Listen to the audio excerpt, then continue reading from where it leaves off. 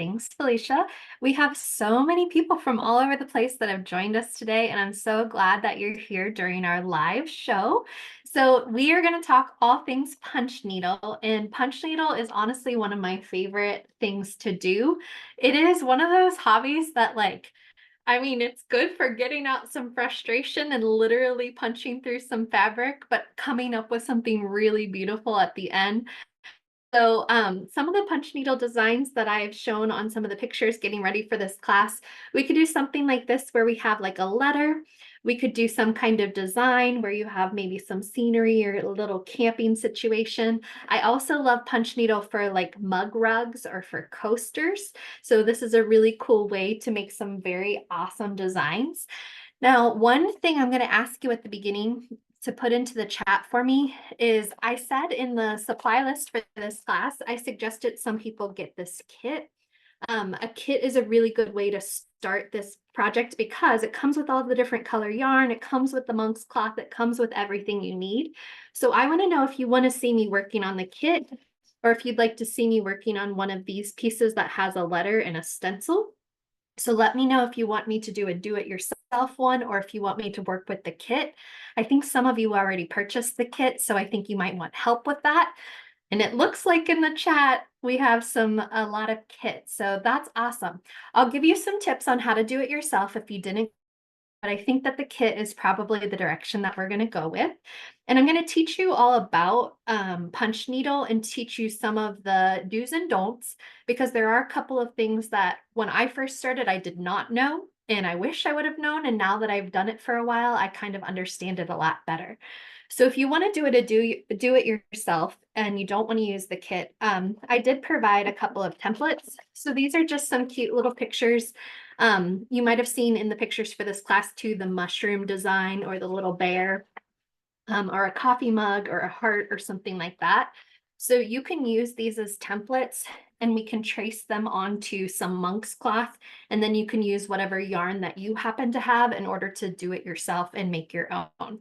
But again, what's really nice about the kit is that all the colors are picked out for you. It's a lot less of a startup cost because everything is kind of prepared for you.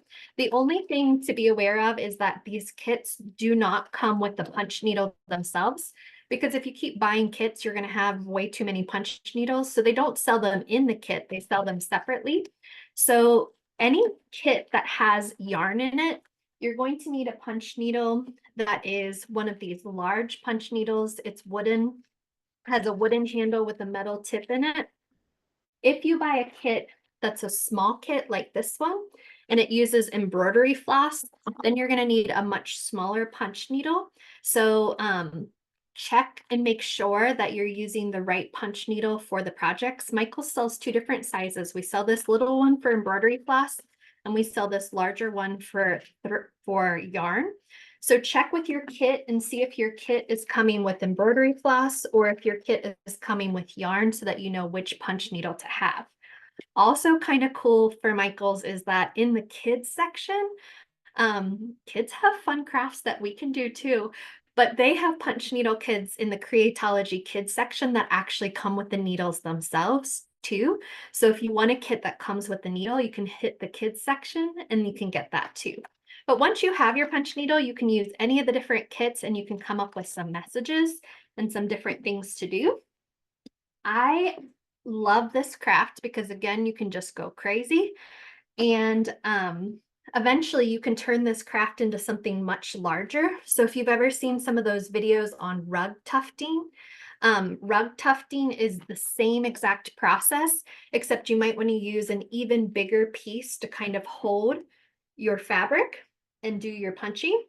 And then eventually, if you start getting really into this, there's some bigger tools that are actually, you can use the punch needle gun that goes through a rug tufting kind of screen to make those giant wall hangings or those giant rugs. So punch needle is a really good small kind of lap craft for you to begin with. So I'm seeing some questions about the yarn that you can use. I'm going to be using Michael's Impeccable yarn, which is a weight of about a 3 or a 4. I think it's a 4. So I recommend that. And I recommend, like I said before, making sure that you get one of these wooden punch needles. And I'm ready to flip over to my hands camera, and I'm going to show you some things about how to punch needle. So first of all, I want to tell you the difference between Aida cloth and monk's cloth. So the kit, if you bought a kit, definitely comes with monk's cloth, and monk's cloth is the correct fabric to use for punch needle. Aida cloth is the kind that you use for cross stitch. And so it's a really stiff fabric, and it has a lot of space because that's where your needle's going to go through to do your cross work. But monk's cloth is different, and I'm going to show you the big difference using my actual tools. So here is me getting out my punch needle, and with the punch needle comes this big piece of wire. And this piece of wire is actually important, and I need to be careful not to lose it. They even flag the top of it so that I can see it on my desk while I'm working, because this is how I'm going to thread my needle. I'm going to take some of my yarn, and I'm going to show you how to thread your punch needle. So this is the top where the stitches are going to be made, and this is obviously the bottom. It's a hollow tube. So our yarn is going to go through this hollow tube, and it's going to come out this tip of this punch needle. So I'm going to take the threader, which is basically two pieces of wire, and I'm putting the threader through. I think you can see that. Put the yarn through that loop that's made with the wire, and I'm going to pull on this flag and pull that yarn through the tool so that the end of the yarn is coming through the tip of the tool. And then you'll also notice that there's one more hole in your tool right here. And this yarn is going to need to go back out through that hole. So I might need to cut this down. You can use your threader again too if you need to, but usually I can do this part by hand, okay? So I'm just going to put that through that hole. Try and grab the whole piece of yarn. There we go. And now I have threaded my punch needle. Hey, So, Megan, yes. I know you're already on that portion, but if you don't mind, can you back up a little bit and show them how to put the monk's cloth on the On the hoop. yes. I would love to. Yes. So what I'm about to show you too is why you can't use Aida cloth and why you need to use monk's cloth. So I'm not starting my project yet. I'm just about to show you some different things with some scraps and show you some stitches. But yes, absolutely. So if we are putting together our monk's cloth into our hoop, I'm going to go ahead and open up my kit. And I'll show this threading my needle again, because that's obviously going to be one of the most important steps. And this kit that I got is an 8-inch hoop. I usually try to use between a 6 and an 8-inch hoop. You can use wood or plastic hoop, and both of those are fine. And what's nice about this kit again is that this kit comes with pre-printed fabric. So the design is already on the monk's cloth, and I don't have to worry about transferring that design, which is something that I can show you again in a little bit. But once you have this monk's cloth, you want to unscrew your top of your hoop. So Impeccable yarn is a loops and thread yarn, and it is a pretty regular standard loops and thread yarn. So they are the same, and they're going to be a weight of 4. It's just Impeccable has certain colors that I like. So I am now taking my monk's cloth, and I have the hoop that doesn't have the rim on it underneath, and the hoop that does have this screw section at the top is going to go on the top. And I'm just pressing this in and fitting this cloth into my hoop. Maybe I might need to unscrew it a little bit. There we go. And then what you want to do with all your punch needle crafts, and the same thing with cross stitch if you're ever doing that, is you want to kind of pull this fabric nice and tight so that it's kind of like a drum So I'm just kind of pulling this and making sure that it's nice and tight all the way around. And then you can continue to use the screw to make it tighter. I think I need to turn the screw this way to make mine tighter. And just make sure that it's nice and tight because you will keep puncturing through this. You will keep punching through this. And so you need it nice and tight. And you can keep adjusting it as you go, just kind of pulling it with your thumbs and making sure that it's nice and tight. And it doesn't necessarily even need to be centered because you can do all of that later. But that's just a good way to get you started. So having the monk's cloth in here, you're ready to go. I'm going to put this to the side and I'm going to show you how to thread the needle again. So I'm using just some Impeccable loops and thread yarn, but you can use any of the yarns that come with the kit also, and they're the same weight as the yarn that I'm using. And I am going to take this wire that has this flag at the end,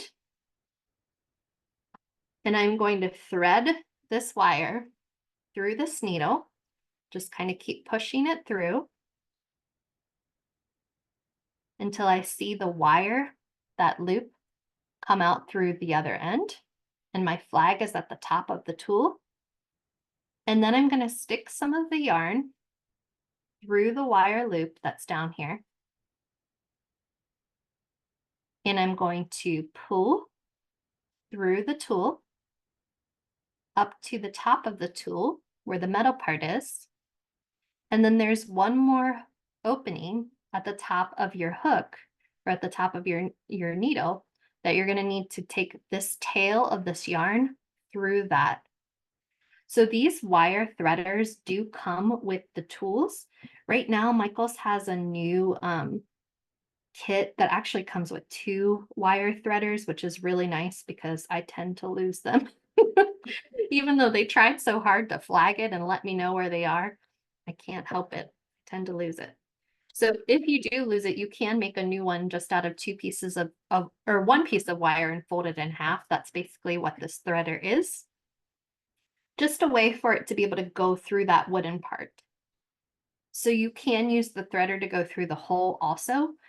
I think somebody's asking in the chat, can you go through the hole first? So it would be kind of hard, but I think it's possible. If you go through the hole and then go through the tool, you could pull it all up through the hole in 1 step. But I usually end up doing it in 2 steps because it's kind of hard to get it through. So once you have the tool threaded, it's coming out of that hole and you have that little bit of tail, you're actually ready. So when you get started, we're not doing the project quite yet. I'm just showing you some beginning basics.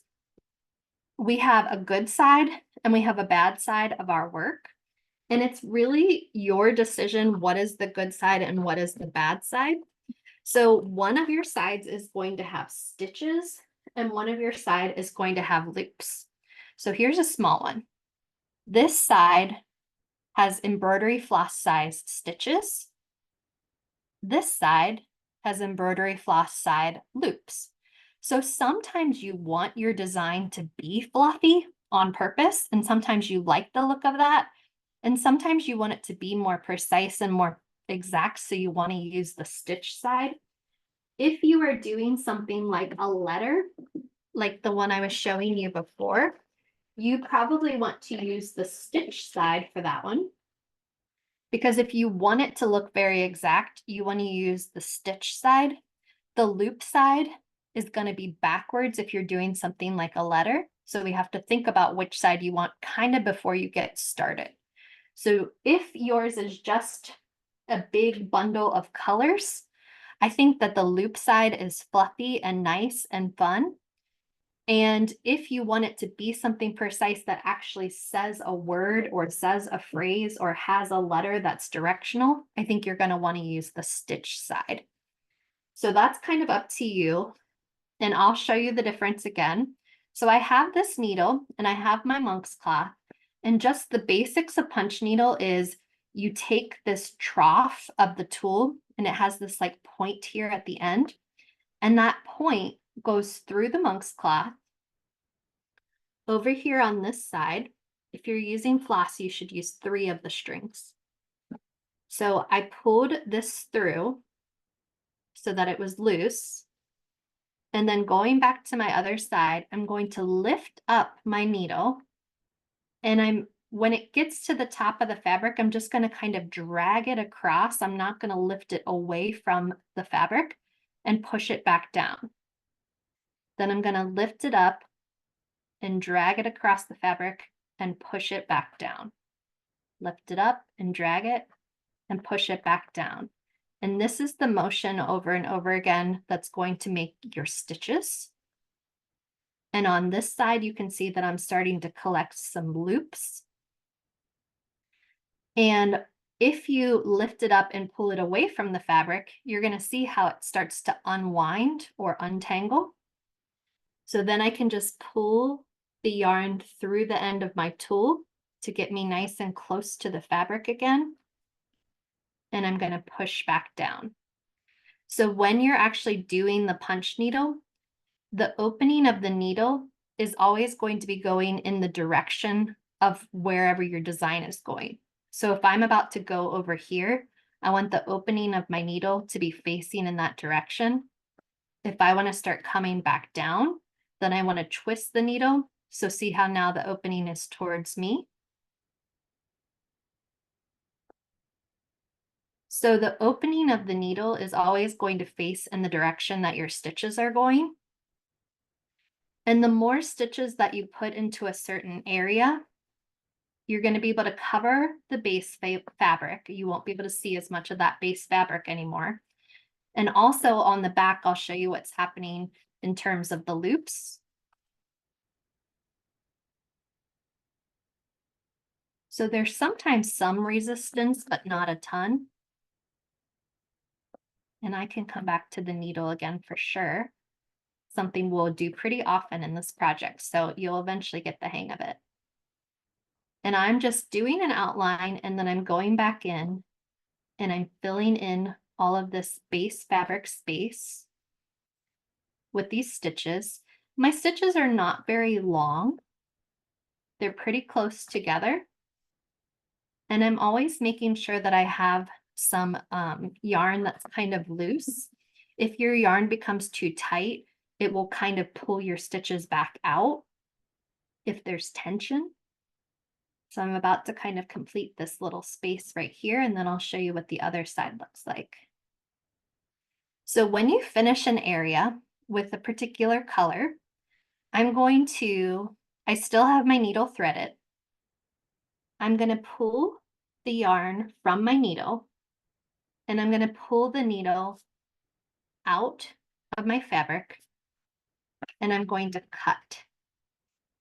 So I just cut, and you can't even really see it because it blends in with all of these loops. And this is my initial piece from the tail when I first started. So I keep all the tails and all my finishing yarn on the loop side because you can easily hide them. And then this is what my stitch side looks like. And it looks like I might have pulled out one of my stitches that I'll probably go back and fill in. So if you want this fluffiness, you can use this loop side. And if you want the more, what would you say? Controlled side so that you can see lines and patterns better, then you're going to want to look at the stitch side.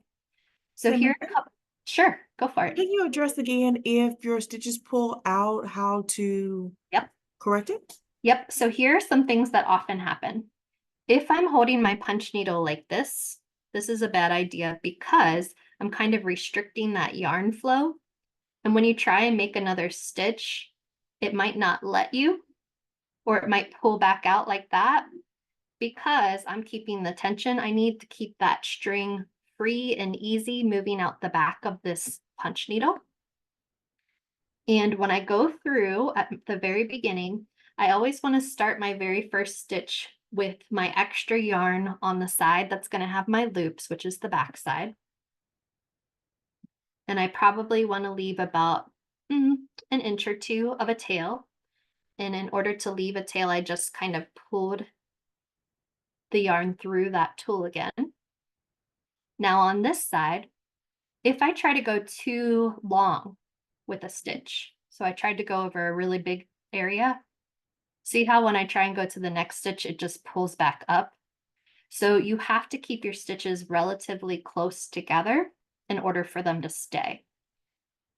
So going very close and just kind of one right after the other, and as even as you can. I know that you're beginning and it's hard when you're first learning something new, but I have pretty nice and even stitches here. And then here are the loops that I'm creating on the back, which are nice too. And each time you stop, you hold with your thumb and your finger and pull the needle out of your work. And then you're able to cut and trim all of these extra tails on your loop side. And there's no tails on this side. So what is great about monk's cloth and why these are awesome to work with for punch needle is because when I put my hook through this material is woven so that it's pretty forgiving and it's pretty self-healing. So watch how I poke that hole, but if I just run my finger underneath it, it kind of closes back up. So because this has a really nice loose weave to it, it opens up for the needle to go through, and it closes back up and grabs that hoop so that it leaves a loop on this side. If you have a fabric like the Aida cloth that I was talking about before, this looks like monk's cloth, but it doesn't work because when I poke a hole through, first of all, it's pretty tough to get through because it's so stiff. And then if I do get my loop through, going to the next stitch, it doesn't grab, the fabric doesn't grab the yarn the way the monk's cloth does, and it leaves a hole. It doesn't close itself back up. So the monk's cloth closing itself back up is what keeps all your loops and lets you actually do all of that punch needle. So how do you keep the piece in good shape with the ends cut so short? And do the stitches tend to undo themselves sometimes? Great questions. So a big trick with any kind of stitchery is you can always use masking tape. I don't have any zigzag scissors, but if you had zigzag scissors, you could also cut the edges of this to kind of help from fraying. I feel like I have more than enough fabric that even if it frays a little bit as I'm going, I'm not going to be upset with that. But if you were worried about too much fraying and coming too close to your frame, just take some masking tape and run it all the way around to kind of keep those edges from fraying and from going crazy. And then asking about, do the loops come back out? So once I have all of these loops, these are the stitches and these are the loops. This one you might be able to tell on the video is a little bit crusty.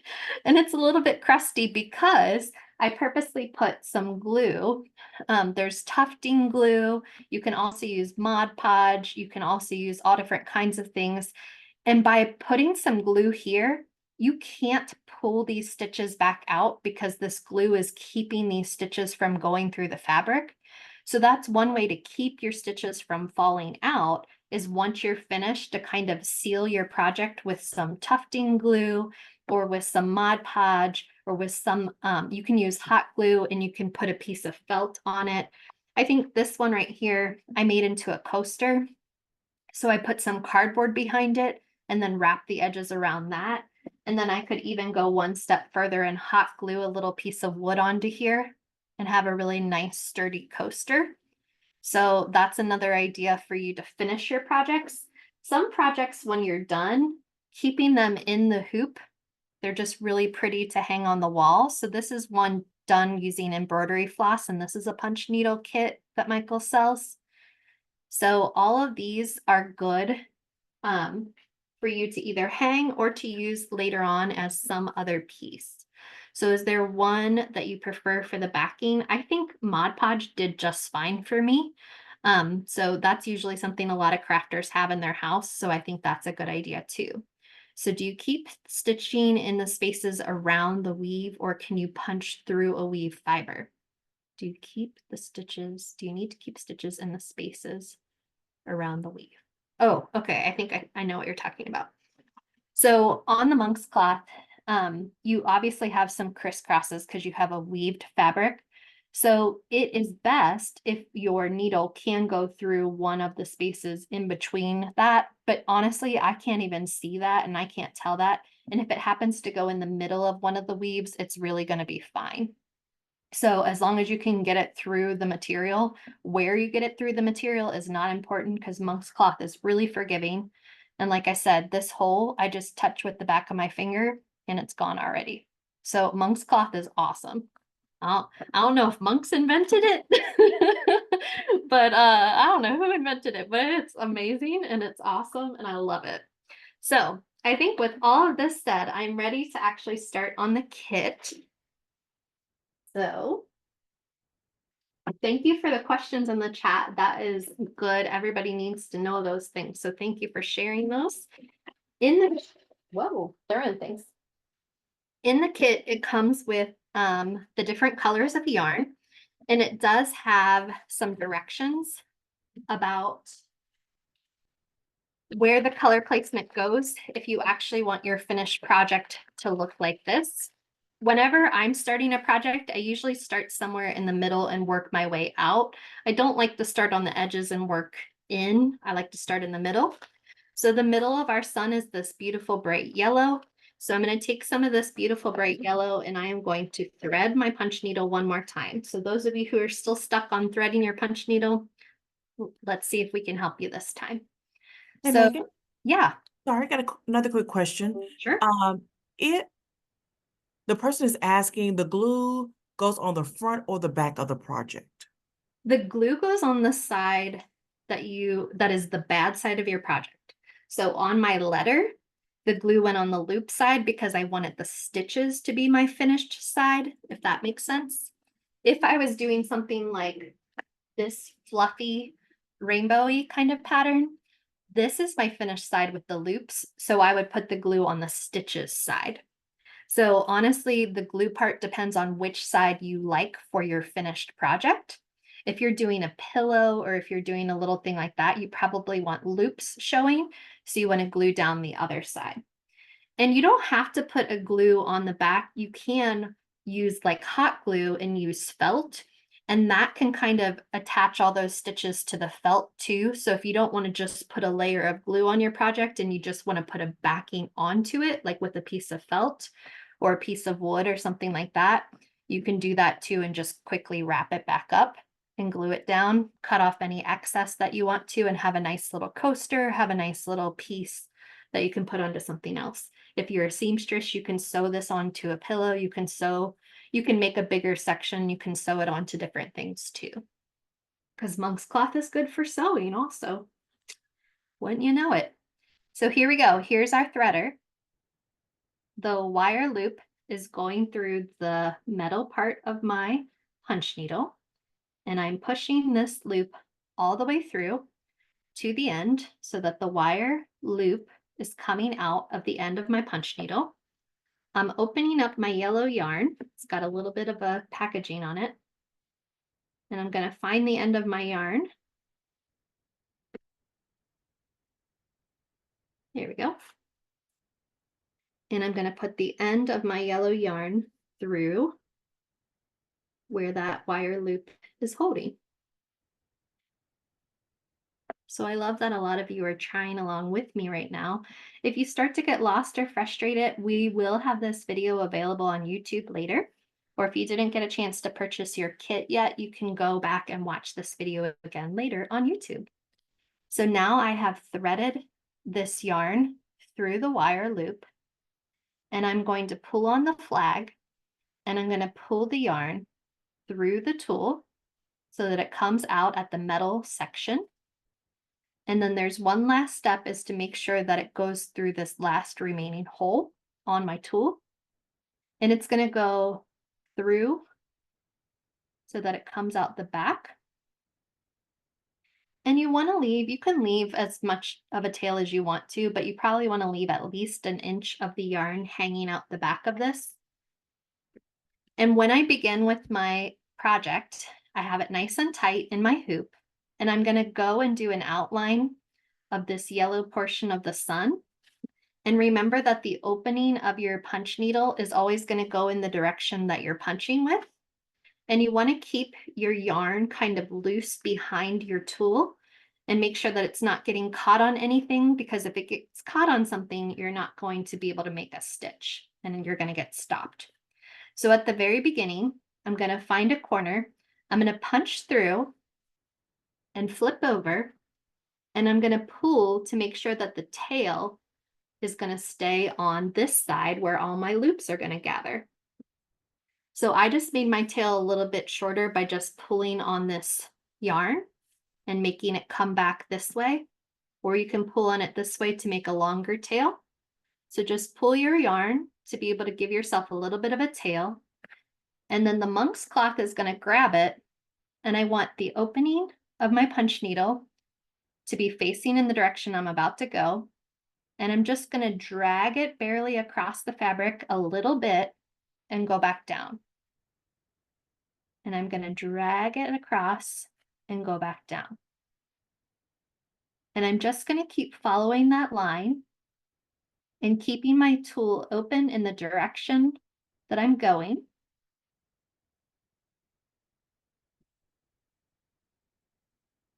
And I'm going to make a really nice outline. And this particular pattern has spaces in between different sections. In this sun pattern, we don't actually have to decide which side we like better until the end, because there's no necessary direction to this sun pattern. So you can decide at the end if you like your loop side or if you like your stitch side better. I have to be careful because I was about to start grabbing some of this yarn. So if you have a stitch that comes out, oopsie, a stitch just came. What you want to do is you want to pull the yarn back through towards yourself to get this punch needle closer to the material. And then you can just redo that stitch, no problem. So if a stitch pops out or if one comes undone, just pull your yarn on the back of your needle and pull it tighter to the fabric again, and just take another stab at it, literally. I love punch needle. It's so fun. It's just a really cool feeling to go through that fabric with this tool and then to be able to end up with something really pretty. So if your fabric is nice and tight, your stitches should go in pretty easily. If you're having a hard time with your stitches, your fabric might be moving too much. So you might need to pull that a little bit tighter. I also sometimes support my fabric on this side, but danger beware, because do not punch needle your finger underneath. Make sure your fingers are not where you are punching through. So I've done that the hard way before too, especially with the smaller tool with embroidery floss. Those things are sharp and those things can hurt you, so do be careful. Hey, my first try at this was terrible. I don't think I have it posted. My personal Instagram is 4M Coleman. You can probably flip through and see a bunch of my different punch needle projects there. But I remember the first one I did, I was just like, this is like magic. How is this even? I didn't even understand how this was working. Because, you know, with most stitching and embroidery, you go up and down and through the fabric and you have to do the up and down. And to just be able to stab through and not have to do anything else, I think that's really cool. So my personal Instagram is 4M Coleman. But if you're making something and you want to show us, please tag us at Learn with Michaels or use the hashtag Learn with Michaels. And I'd love to see what you're working on. So I did one swoop all the way around with stitches. And now I'm just kind of going next to each one of these stitches, and I'm going to keep like going inside to fill in all this space. You can make a decision if you want to do straight lines and that's how you want to fill in the space, but I'm going to kind of go with like following the pattern to fill in the space. You don't really want to jump around. That's not going to end up looking the way I think you're going to want it to look. So do you hold the yarn on the underside as you go? No. The monk's cloth is doing all the work right now. And the size of the punch needle is what determines how big these loops are. So if you get really into punch needling, there are different size punch needles. So you can do some small and some big to make different textures for your punch needle also. So if you get really into it, there's even more specified tools that you can use. but these are great for yarn and these are great for beginners for sure. Hey, Megan. Yep. And just to go right along with what you just said, I'm not for sure if you saw this question. It's asking, are there different weights of monk cloths Oh, if they use a floss or a yarn? yes. So any of the monk's cloth that looks like what I'm using right now is good for yarn. You can use embroidery floss in it too, but if you have a smaller monk's cloth, like the ones that come in the smaller kits, so let me show you that one. You can tell just by looking that this weave is so tight, you probably can't even see it, right? So a yarn would never work in this one because you can't, to poke a hole through that big enough for the yarn to go through is not going to work. So if you have a very, very tight weave of monk's cloth, then you're going to need embroidery floss. But if you have one of the standard monk's cloths, will work with embroidery floss. So, or sorry, we'll work with both, but we'll work with yarn, which is what I like to work with. So I'm just going to keep following this pattern along and filling in these spaces. And if you start getting some blanks that you don't like, maybe wait until the end to see if you really don't like them. And it might be fine on the loop side because there's plenty of extra material on here that fluffs out. So if your finished side is going to be your loops, you probably don't need to make your stitches super tight together and you can leave a lot more of the blank space. But if you want to use the stitches side, you might care about how much space you're using.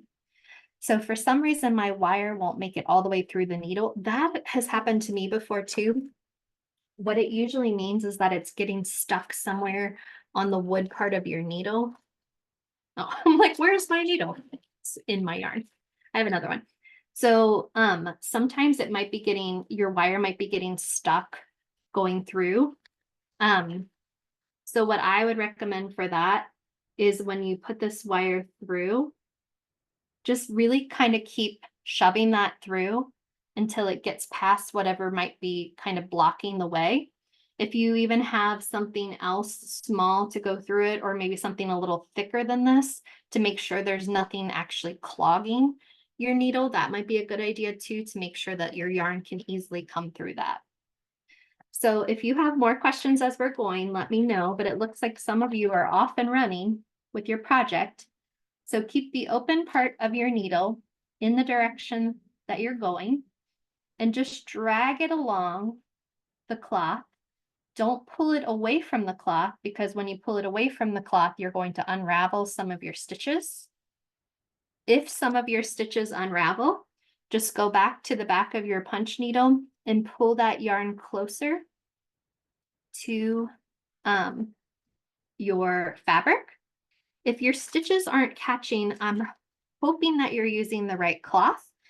Cheryl, if you're using the kit and your stitches aren't catching, then what might be happening is you might have your yarn caught on something, or there might not be enough loose yarn, and then it might be pulling them back out.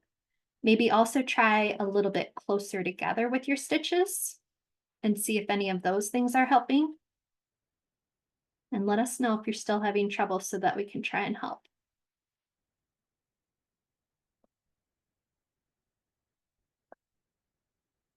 I'm curious, those of you who are with me today, if this is your first time trying this, or if you're someone who has done this before. So the new stitches I am making are going right next to the ones, and I am leaving a little bit of space in between. You can choose to be super close and tight on top of each other. Someone said they'd never even heard of punch needle until they saw it today. Lots of first timers. That's awesome.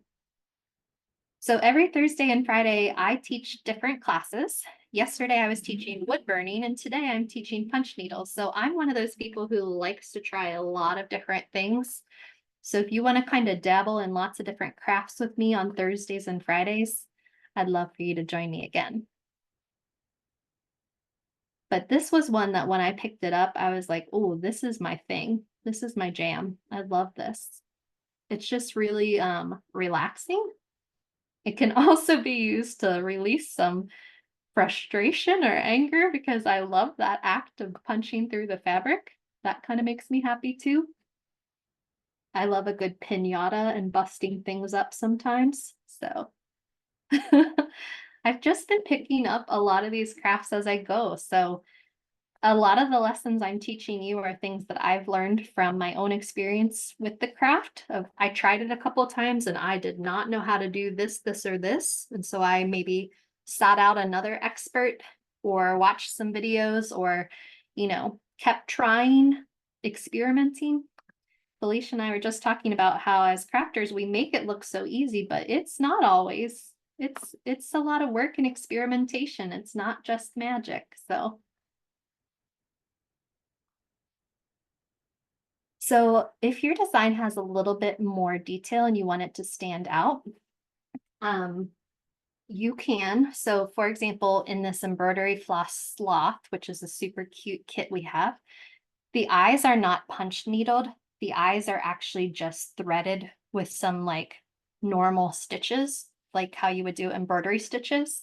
So if you want super fine detail like that, you can, the kit comes with a yarn needle and you can literally use the yarn needle through. So if I wanted to outline all of this in black, I could stitch yarn through this monk's cloth the way you would an embroidery stitch all the way around it to make a border. And you can add some more detail in that way too. So we have a question that says, you have the kit and you want to add a name on top of the design when you're finished. Could I flip the hoop around and create a second layer? Yes. So once you're done here, you still have plenty more fabric to mess with. So you don't have to end your design. If you have more yarn, you can literally move your hoop over, or you can use a smaller hoop to work on smaller sections. If you want to fill in this corner, grab yourself a smaller hoop and you can keep going. And even with the stitches already in the middle, you can keep going all the way around and fill up that whole entire space. So absolutely. Or you could go back through with embroidery floss or with yarn and you could write in somebody's name. So when I'm making these stencils myself, if I'm not using a kit, I like to draw the pattern using like a Sharpie. And honestly, you won't ever see this pattern at the end. So it doesn't matter if it's a Sharpie or a washable marker or whatever you're drawing your pattern with, or if you want to write out somebody's name, you can do that in whatever kind of marker or pen you want because you're going to be stitching over it and you won't be able to see it. So when you are finished with a section, you want to grab the yarn, and when you pull the needle out, you keep this yarn over here and you clip it and it fits in with the rest of your loops and you can't really see it. I'm not quite ready for that yet, but if you're starting to get to the point where you're done with that color and you want to switch colors, that's all you got to do to switch colors.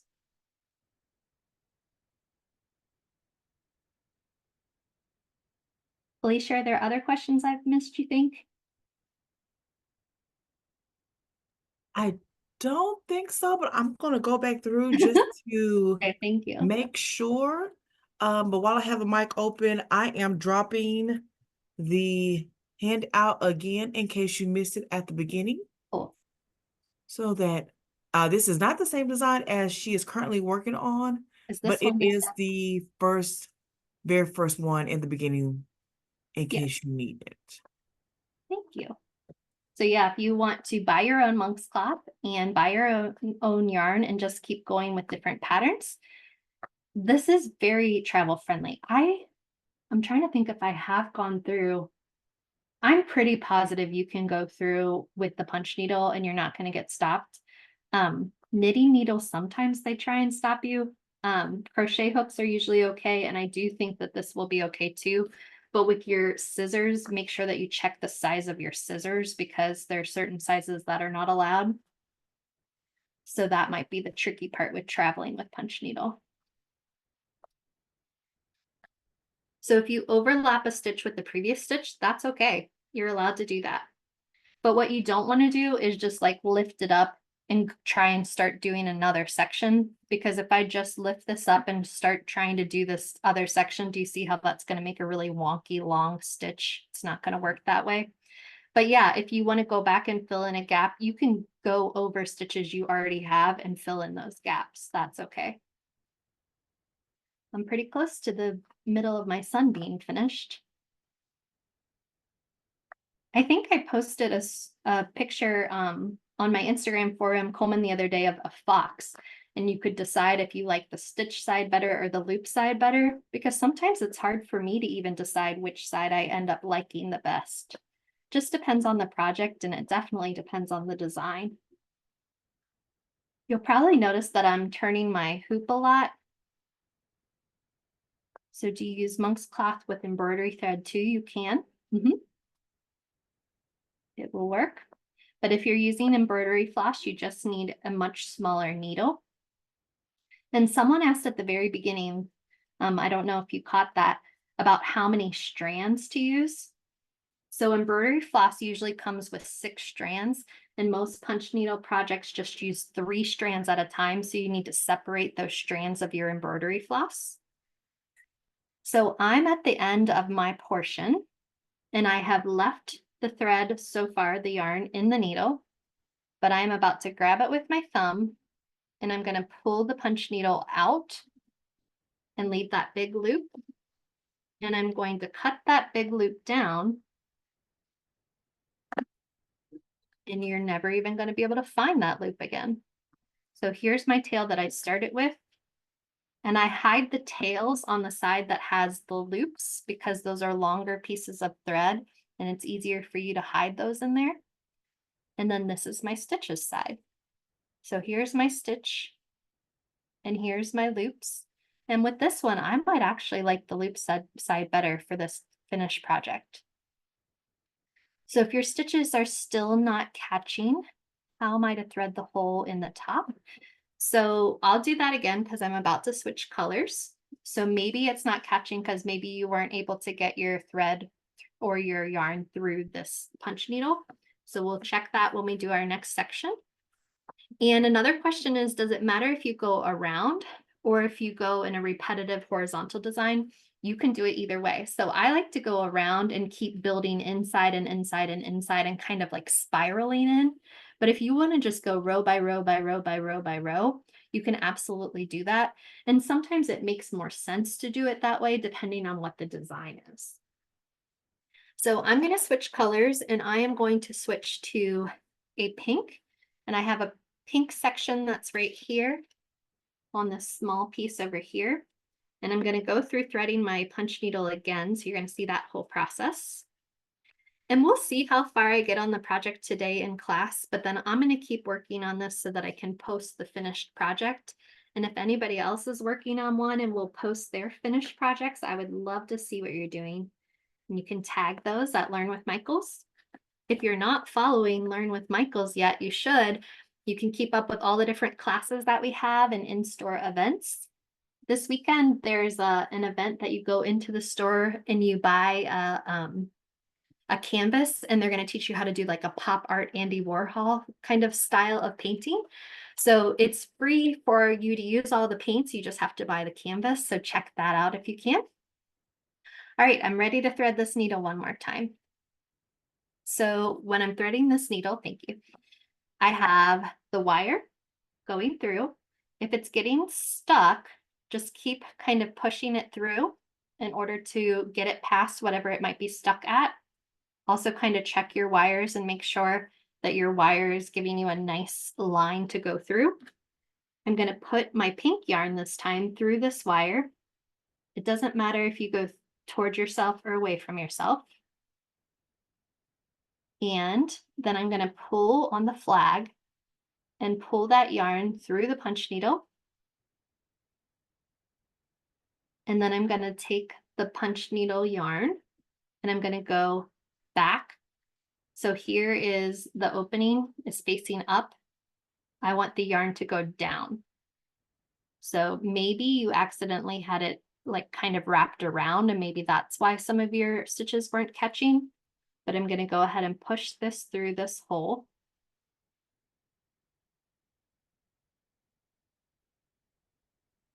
Yeah, the events in the story, a lot of times it's a table on the floor.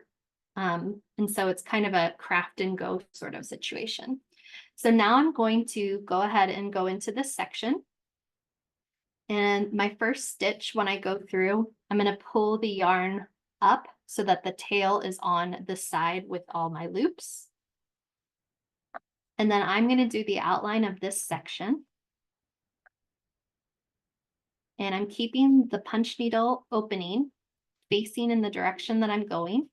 And I'm never pulling my punch needle very far away from my cloth.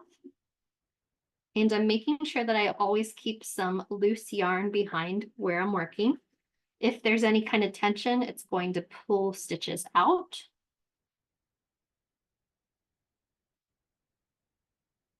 So this is one way to outline. So if you wanted to, you could do exactly what I'm doing right now with the black instead of with the pink. And then you could go inside with pink and that could give you a nice outline. So somebody was asking about the outline and that might be a good way to do it. That is what I did with the letter that I showed you at the beginning. I did an outline using a different color yarn and then filled in that inside portion with a different color. I love the kits because they already have all the yarn colors chosen for you and you don't have to worry about, does this look good together, or am I going to have enough, or any of those kinds of questions. The kit will solve that problem, so that's really good.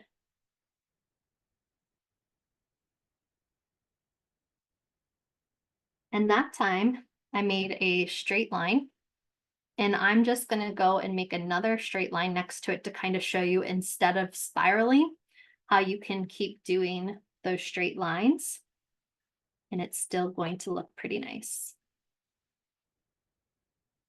I have one loop right here that on my stitch side is kind of high and kind of pulling out.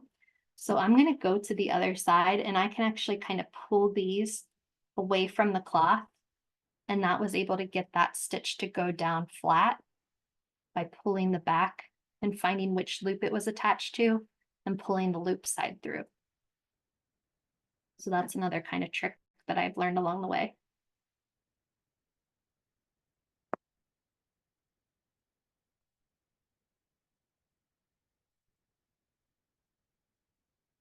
Keep my yarn nice and loose.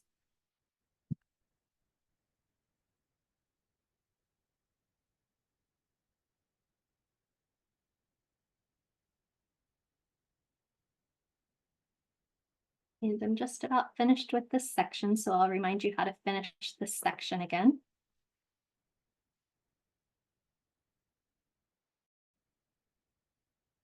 And I'm definitely moving my hoop around to kind of keep that opening of my punch needle in the same direction of where my stitches are going. And when I have made my last stitch in a particular section, on the side that has my loops, I'm going to pinch the extra yarn and I'm going to pull my tool out of my piece that I'm working on. And then I can trim that loop down and trim that tail down. And I have my section of pink. So another fun thing that you'll see a lot on Instagram when people are tufting is that after you've put some glue, if you decide that the loop side is your side and this is the side that you prefer, you'll put some glue or put some seal, put a piece of felt, put something to just kind of secure some of those stitches on this side. And then people take like razors or like beard trimmers, and then they'll open up these loops by like trimming them. And then it's more of like that plush kind of feel. So that is so fun to watch. I love watching those videos of people just opening up these loops by kind of shaving them down. And people can also kind of make texture on their patterns too by leaving some of the loops higher and then trimming some of them shorter. But that's more of when you get into like rug tufting and things like that with much bigger surfaces, that instead of leaving the loops, sometimes they cut all those loops open. So on this project, will you add the black between these sections? I don't know if you're asking me to do that right now or will I? And I probably won't, but if you would like to see something like that right now, let me take a piece. I'm going to take some of the orange thread and I'm going to use this needle and kind of show you what I'm talking about with that. Hey, Megan. Yep. Real quick, can you go over the glues that you could possibly use again? Yes. So one of the glues is an easy tufting adhesive, and this is made by We Are Memory Keepers, and we sell it in Michael's. Another one is just a normal Mod Podge. I don't have a bottle next to me, but a Mod Podge is going to be a good way to use it too. Could you show us? Because when you've done it, it's been wonky. Yes, I would love to show you. So I'm going to put some orange yarn through this yarn needle. And I'm going to, I think I'm going to tie a little bit of a knot like I would on an embroidery piece. And I'm going to leave it on the bad side, which is the side that has all my loops because I can hide it. And I'm going to use this yarn needle. And I'm coming up through the project with my orange yarn. Oops, I went all the way through instead of that knot catching, because the monk's cloth is so good. And then I'm going to stitch, making that outline. So I'm going to use what's called a back stitch, which means that I jump a little bit ahead and then I go back to that orange stitch where I left off.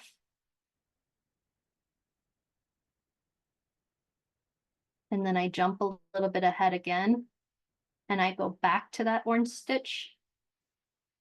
And you're going to want your stitches to be on the side that's your finished side. So if you've decided that this is the side that you want your stitches to show up on, that's the side you want to pay attention to while you're stitching. So I'm jumping a little bit ahead and I'm going back. And you can see that what I'm doing right now is giving me a nice outline for that sun with a little bit of that orange color. And what's nice on this pattern that we're using together right now from this kit is that it has that space in between those sections. So it allows for them to kind of end up touching because these loops do take up so much more space if you've done it like that. So yeah, I would use a yarn needle. And this particular kit that I'm using today comes with that yarn needle. So that's going to be really helpful in doing that design. And somebody said when you turn over to see your finished side, you see tiny strings from the monk's cloth. So that happens. And that just means that when you were poking through, you poked through one of the in-between spaces, not in one of the creases, if that makes any sense with your weave. And that's okay. It's not the end of the world. That happens to me sometimes too. You might see a little bit of white here and there. You can just cut that white out and it's not going to mess up your pattern at all. It's going to still be just fine. So as we're finishing up, a couple more things I want to tell you before we go is that if you want to make your own pattern, you can buy yourself some monk's cloth, cut down some different squares. And then one of my strong recommendations is to use stencils. So if you have something like, Michael sells these cool letter stencils that are like paper. So I would just put this onto my monk's cloth and I would use a Sharpie or I would use a felt tip pen or anything like that. And I would just go ahead and do the stencil. And then I would put this piece into one of my hoops. And then I would just proceed as I was before. And then you can just keep punch needling in the same way. And I did my letter that I showed you before an outline where I used a red and I did punch needle this outline. So this one isn't embroidered or stitched. This one's punch needled, but you can use it as a stitch or you can use it with your punch needle stitch and just do one layer and fill it in with the middle. So I hope that you've enjoyed our punch needle time together. Let me see if I have anything else that I've missed. I think we're doing pretty good. So I can't wait to see what all you come up with. And if you want to start getting bigger and better and just moving out into a whole pillow or into a whole rug size, I can't wait to see what kind of awesome things you're able to come up with. So enjoy yourself, have fun, and please come back on a Thursday and Friday and join me for another craft. I'll see you soon. Bye-bye.